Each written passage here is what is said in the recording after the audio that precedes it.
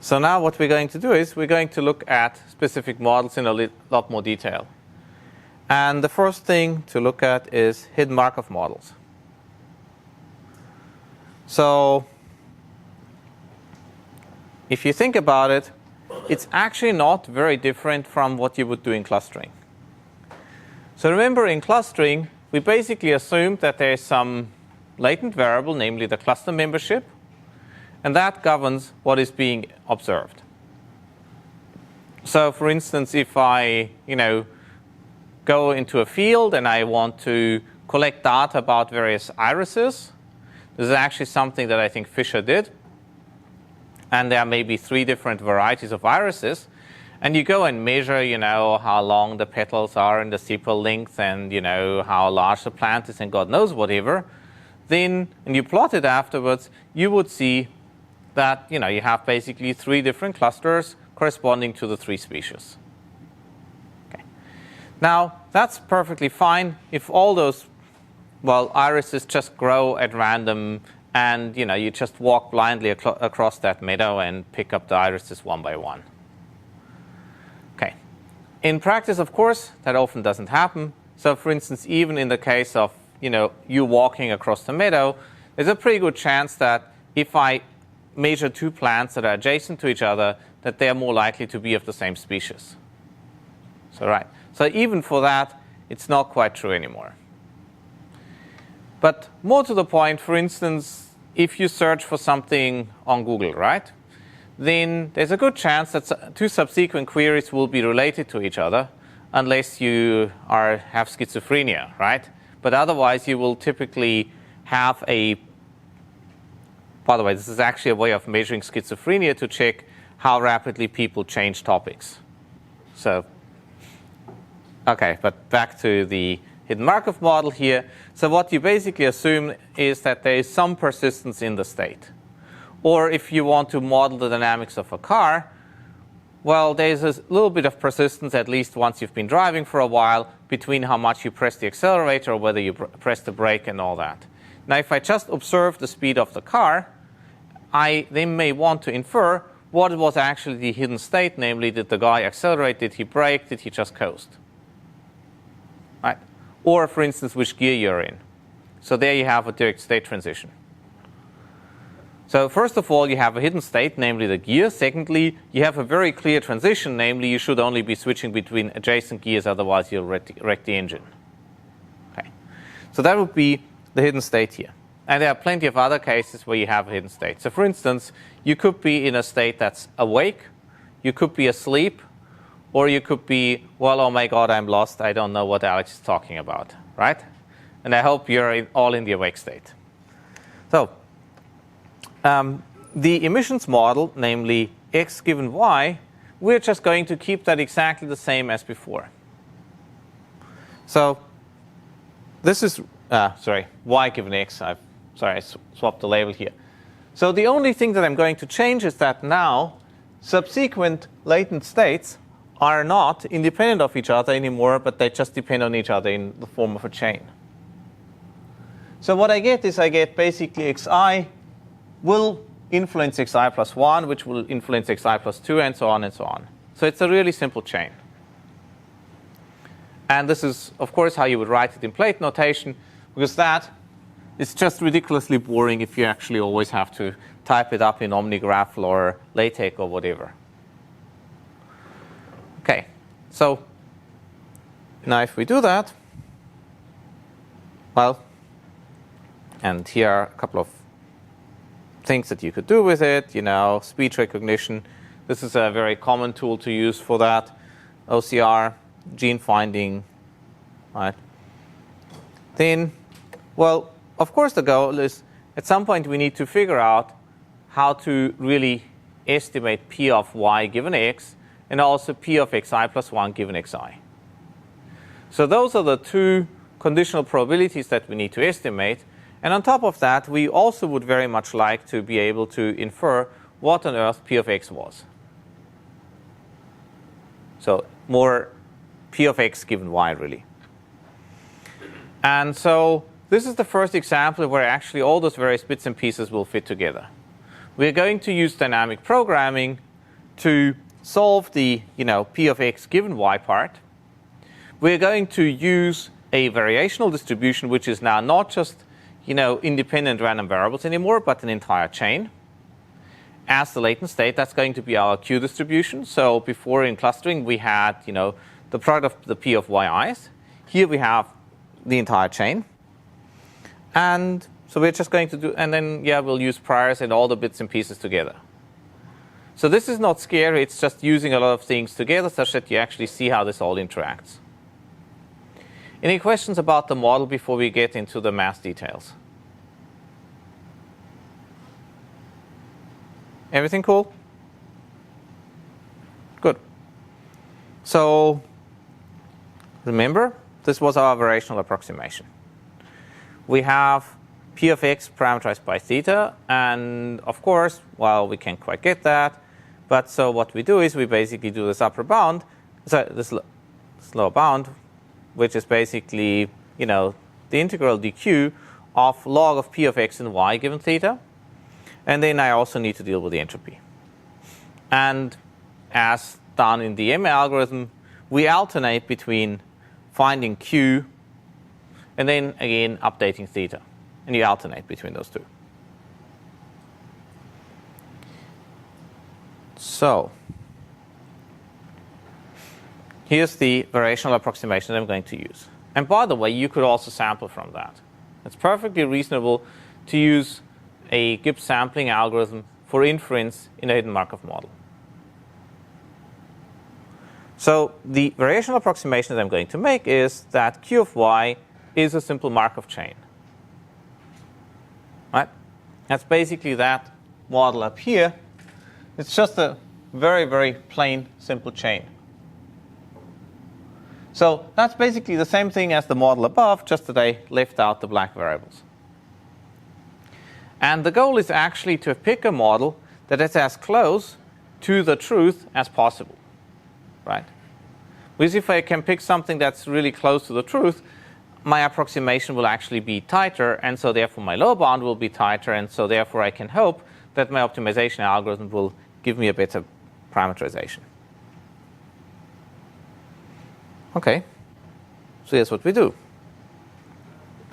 We initialize the parameters somehow. So for instance, we could just randomly assign values to the x's. And then I just go and maximize the log likelihood with regard to Q. So that's basically the same as what you would do with clustering. So for the emissions, basically, so for the x's given the y's, all you do is you just use your mixture of Gaussians as you would. And now you also need to fit the distribution over the y's. So basically you need to address the thetas. And that's just simple inference in a Markov chain. And so that's basically all that happens if you know Q. Yes? Are the emissions the y or the x? Sorry. The emissions are the y? Sorry, I keep on mixing them up.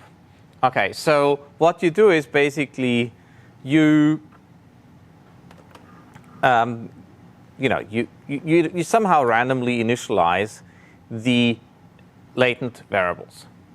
Okay, and then what you do is, conditioned on this random initialization of the latent variables, I actually go and try to infer the emissions model. So this is similar to what we did with EM. Basically with EM before, where we initialize somehow our means and variances for the Gaussians, and then we try to figure out where the data belongs to. You could do that here too. So it doesn't really matter with which of the two you start. You pick one of them and you start alternating. So what we get is that we now have our variational distribution Q, and that one's just that simple chain, a simple single chain of the unobserved variables. And what I'm doing is I'm going to set this to be identical to the conditional probability given the current parameters otherwise. Okay.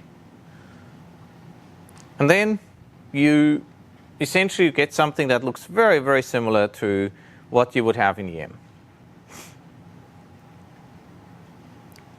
So let's look at the various bits and pieces. So the expected log likelihood, right? This quantity here. So that's under our Q distribution.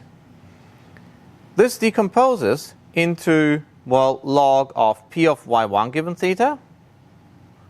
And then you have, well, log of P of xi given yi and theta. And then you have those transitions. Right? So you basically have the emissions, you have the first part in the chain, and you have the transitions in the chain. And the good thing is, now these three things decompose into individual bits and pieces. And let's start with the two simple parts first. Well, this term here, well, since this really only depends on the first state, so what we simply get is that E of Q of y1 of log of P of y1, we just said P of y1 equals Q of y1. That's it. That's the best thing I can do if I just have those two distributions match exactly. Now, so this is basically, this is step 1. Step 2 is this here. Now, this looks exactly like a mixture of Gaussians model, where we have basically observations given the clusters. And that's exactly what I'm doing here. In this term here, this is exactly just a mixture of Gaussians parameterization. So nothing has changed. The interesting thing will be, how do we deal with this part here? Right. Everything else is all exactly the same. So the first thing that you see for this is you will actually need to be able to compute the following distribution. You'll need to get the joint distribution over yi and yi plus 1. Right? But we know how to do that with message passing. So we do the forwards message up to yi, we do the backwards message up to yi plus 1, multiply them with the transition, and that gives me the unnormalized probability of yi and yi plus 1. And then, yeah, just sum over all the states in order to get to normalization, so that's easy. Okay, so let's back to this term. So that's really nothing else than just a sum over that entire sequence, right? Going from I equals 1 to m minus 1, so until the end, of Q of yi plus 1 and yi of log of P of A given B. These are the transitions. Okay, and then you just work out the counts, because that's really all it is. You get this. So effectively what we have is, this is really just, essentially using Bayes' rule. You're basically getting a whole bunch of examples of P of A and B, and you have a whole bunch of examples of P of B. You just divide this ratio, and that's what's going to be P of A given B. So it is a very, very simple strategy. Okay. Yes? If you had some notion of how the system was evolving, then could you just sample for the transitions? Okay. So right now we're going through EM. If you wanted to sample, yes, what you could do is, instead of using my variational distribution Q, I could actually draw from P of latent variables given the observed ones, which would now be a chain. I should probably go through the example of how to sample from a chain. Let me quickly do that. But I'll just wrap up one more slide, and then I'll explain how to sample from a chain. Okay. So yes, you could basically sample from the chain, and then use that to figure out what the emission probability, what the emission model is. So that's just standard mixture of Gaussians, and for those transitions that we have here, it's really just, again, a Dirichlet multinomial, so nothing particularly special. It's basically conditioned on each particular value of B. We just have a discrete emission. Yes? You say emissions. I don't think you define it. Does that just mean the observed states from the inwards? Okay. Sorry, I mixed things up. So we have the observations, and we have the state transitions. So basically, P of A given B is basically the next state given the previous state. Right? So basically, this is just a discrete distribution. For any particular value of B, that's just a discrete distribution over A. And that's what I'm doing. Now, does anybody have some suggestions of how to use a prior here? So what could I do?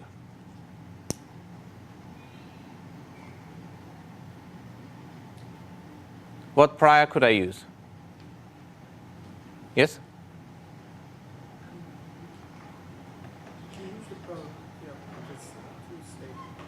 So it's a discrete distribution. So it's a Dirichlet distribution, right? So it's a multinomial. So I can just use as a conjugate a Dirichlet. And so what that really would mean is that I would go and have to add to this plus some alpha A, and I would have to add here plus some over A prime alpha A prime, right?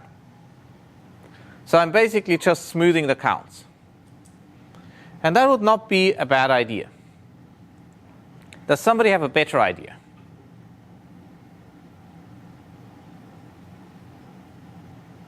Or in other words, what am I assuming, or what not so great assumption am I making if I do this?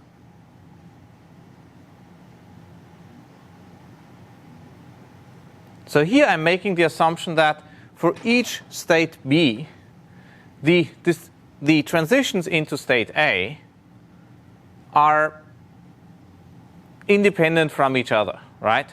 So if I know anything about what happened for a specific value of B, I cannot really reuse it for anything about A.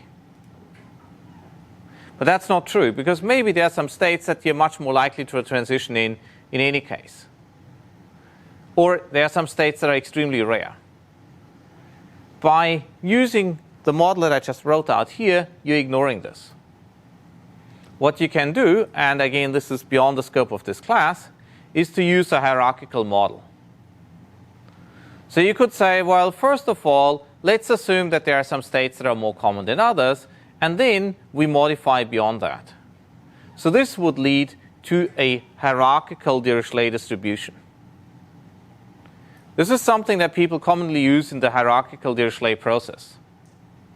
So if you're interested in that, do a Google search on the hierarchical Dirichlet process.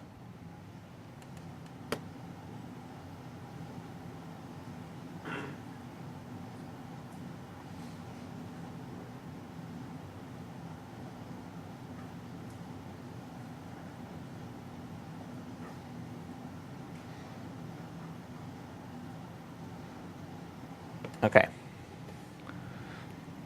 That would be a better way of dealing with it. It's not a big problem if we have a small number of states.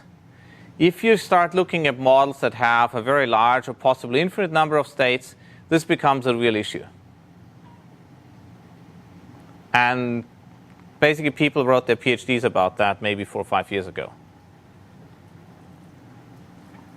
So what you can see is that by just modifying things a little bit, you immediately get to essentially where the state of the art is right now. Okay.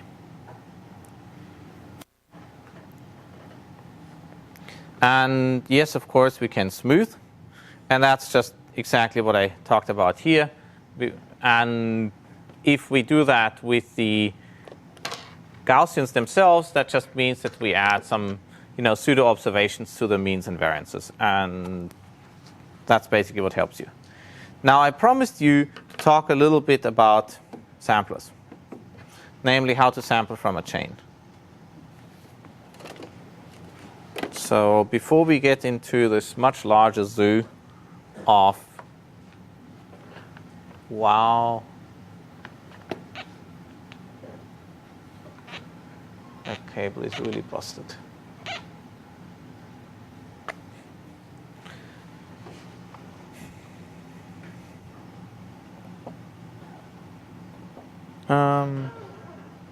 Document camera.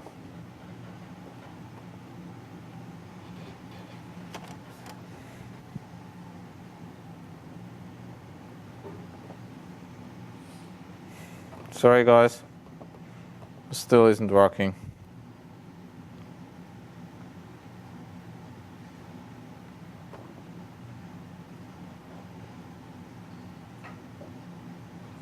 Yay. Okay, let's hope it switches back sometime. Yep. So you have observed variables and latent variables. Correct. So what are the states? So the states are latent variables. It's just that in a hidden Markov model, you typically talk about states. That's all. But whereas for clustering, you usually talk about cluster membership. That's the only real distinction here. OK, so let's quickly go through sampling from a chain. So if we have a single variable, let's say x, then drawing x from P of x is kind of easy. So for instance, if you have a discrete distribution, right? Let's say we have maybe outcomes 0.1, 0.3. Well, we have outcomes 1, 2, 3,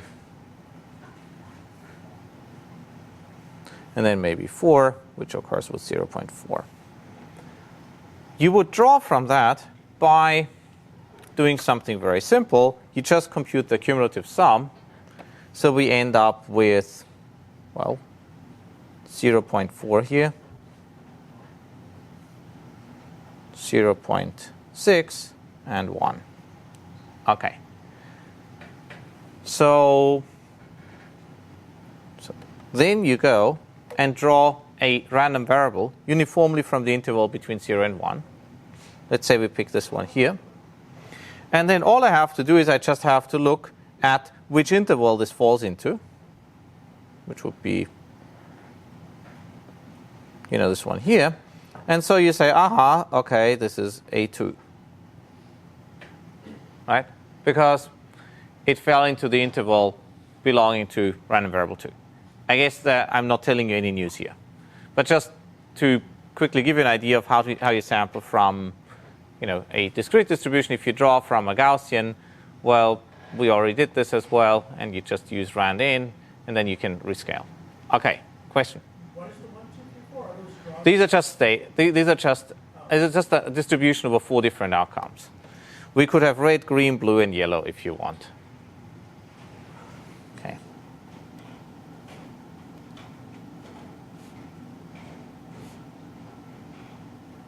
OK. Now, if we have a chain, so let's do the simple thing first, where I have a simple chain where it's basically P of xi plus 1 given xi, product I going from 1 to m, minus 1 actually. And then I have a P of x1. OK, drawing from that is also easy, right? Because what you do is you first draw, and let's just make this a P1, and this is a Pi, if we will. So I first draw x1 from P of x1. Okay. Then I draw x2, drawn from P2 of x2 given x1. And since I know x1 by that time, I can do that very easily, and I just keep on going. So this is how you draw from a chain if you have all the normalizations. Okay.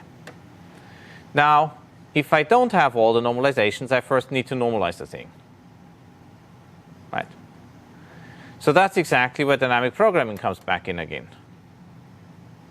So let's say I have this model, and I also happen to have, OK, so ignore this thing here, times P of yi given xi, the product over all the i's. And now I would like to draw from P of x given y. So ignore this thing here. So what I'll first have to do is I'll first have to get, let's say, either p of x1 given the rest, or p of xn given everything, right? So it doesn't really matter whether I start from the beginning or the end, but I need to start somewhere. I mean, I could start in the middle, but it would be supremely awkward. So how do we do this? So we first run dynamic programming, right? So I basically generate my forward message, and so the message from the left, what I do is L1 of x1 is just P1 of x1 times P of y1 given x1. I then get L2 of x2, which is just the sum over x1 of L1 of x1 times P of x2 given x1 times P2 of y2 given x2. Right? And I just keep on going. Likewise, I get my write messages. And the first write message is actually going to be, so Rm of xm is going to be 1. You just need to make sure you don't screw up in how you define this, but that's about it. Okay. So you basically run the left to right. In the end, you get a message Lm of xm. Now that, by definition, has absorbed all the information from the chain. I normalize that, and I can draw from xm. I then use that to work out what my probability is for the previous guy. So let's just go through a bit of detail here. So I would get Lm of xm, which is proportional to P of xm given everything else. And then I can draw from that, because all I have to do is just normalize. Okay, I guess I don't have to show you how to normalize. So then, of course, given that, we know that Lm minus 1 times x of xm minus 1 times now what we have here is P of xm given xm minus 1, right? This is proportional to P of xm minus 1 given the rest. Why do I not need to include P of ym given xm? Well, because it doesn't depend on xm minus 1, right? So I could multiply that in, but it wouldn't do anything. It's just another constant. Okay, so I draw from this, and I work my way back. I could have also started that dynamic program at the end, recurse to the beginning, and then sample from the beginning. It doesn't matter. Okay. So this is how you sample from a chain. If you have a more complicated graphical model, you do exactly the same thing as before. It's really just you build the junction tree, you run your message passing to get the normalization, and then you start sampling from the leaves and you work your way inwards. Because again, for the leaves, you know exactly what the normalization is. You start from 1 and you work your way through. And no, you should not start with more than 1 leaf, right? So here's what could happen otherwise. Okay, so let's take again the case of, well, whether you want to go to Heinz Hall for, you know, a nice concert performance, or whether you want to, well, go and do, well, maybe, you know, watch the Steelers. So maybe there's a very, very strong correlation between what you're going to do and your friend's going to do, And so you have that entire chain. Now, if you start off the chain at the beginning and maybe you end up drawing Steelers and at the end you draw Heinz Hall, right? Then those chains will not match very well. So you really need to make sure that you're then, in the end, doing a graph traversal from one vertex that you're going to declare the root to everything else.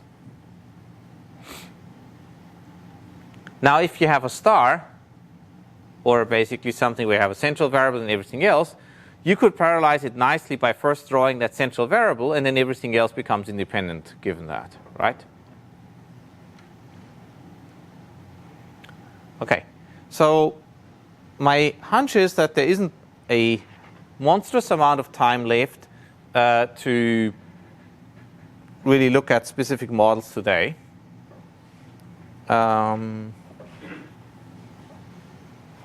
I'll just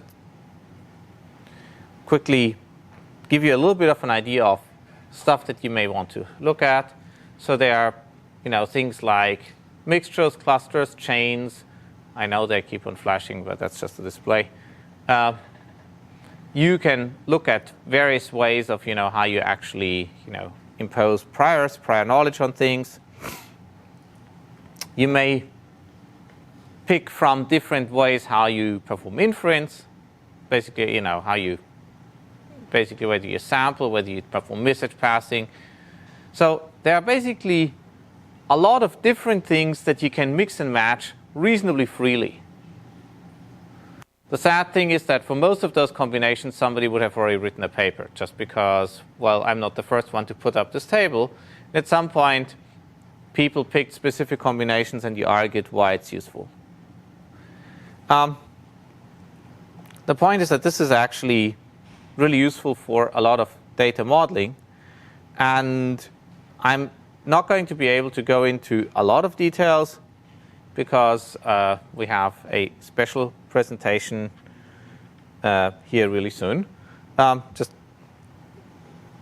a few things. So you can do taxonomies, so like DMOS, for instance, or just overall ontologies are something quite useful. You can try to segment and partition things. You can, well, we already had the clustering model and the Markov chain. What you can also have is that you have several independent factors rather than just a single one. So for instance, maybe we're all interested in machine learning, but maybe half of you, I don't know, maybe half of you like to go to a Steelers game and half of you like to go and see, the opera instead. And so you have all those factorial representations where you have independent factors capturing things. This is what you do with factor analysis. Supervised learning was actually, if you think about it, just a model where we had one very special variable, namely our weight vector, that partitioned our data. And so classification is just a matter of find that one. And we looked at chains. So for discrete states, that's basically the hidden Markov model. If you have a Gaussian setting, where basically you have all normal random variables, this is actually called a Kalman filter. And you would have probably seen a very, very different derivation of that at some point in your EE class. But it's really just a Gaussian graphical model with all Gaussian states. And there, a lot of those transitions are very easy to calculate. And then, well, there's collaborative filtering, which we'll go through in a lot more detail later on. So we're not going to look at it in much detail here, but this is basically where you have a nested for loop. The only interesting thing is that in collaborative filtering, usually you have users and movies, and the joint thing that you observe are the ratings. The latent states are basically what you can infer about users and movies. If you do web page ranking, what usually people do is they explicitly do feature engineering on queries. They do feature engineering on the web pages, and then they come up with a ranking. But actually what should be done is to look at the latent state that's associated with each page and also with each query. By now, people are starting to do this, and I don't think I'm allowed to talk any more than that. but basically read some papers out of Microsoft or Baidu or maybe Google, except that Google doesn't publish very much about web page ranking. And you may get some ideas of what people are trying to do. And yes, you could personalize that. And if you think about it by now, just try it out. Do a Google web search, and then do a Google web search if you use anonymous browsing. And you will see that for some queries, your search results may be slightly different. So you can infer from that that at least the search engine tries to tailor the results to you. And yes, there's a lot of data integration. I'm going to skip over that. Basically, if you have a lot of those pairs, you can do a lot of interesting things. Topic models, I think we pretty much need to go very quickly through that. So what we will do next Monday is undirected graphical models. So just suffice it to say with topic models, what you basically do is you assume that each document contains a couple of topics, a small number out of a large set of topics, and you then go and assume that the observations are a mixture of the generative models for each of those topics. So you might have just a bag of words model where you have individual words or maybe an entire sequence model, and you use this mixture distribution over the topics to then generate words. And it's actually quite powerful. It addresses issues like, well, if I see the word crane occurring in a document, do I know what it is, right? Because it could be the construction device or it could be the bird. And yes, okay, it's not going to solve things like, well, a crane sat on a crane. For this, you need to use a little bit more heavy-duty NLP tools, except that a crane sat would already indicate that it's probably the bird as opposed to, well, the construction device. But basically, you would assume that the word crane as a bird would occur in documents about nature and so on, and otherwise it's more about engineering. And so from that, you can infer, first of all, that crane has several meanings, and also what the meaning is for a specific word. Anyway, so this is quite a bit beyond 10701. It should be, I guess, an advertisement for you should really take a graphical models class and learn more about this. This is about as far and as deep as we'll go on that here. You can go through the slides in a bit more detail. That might help you. Yeah, we'll do undirected graphical models next week. So may I ask the volunteer group to step forward, because that's quite awesome that you guys managed to do that on such short notice. That's terrific. And this was entirely voluntary, and you should be really applauded for that. Do you mind stopping the camera?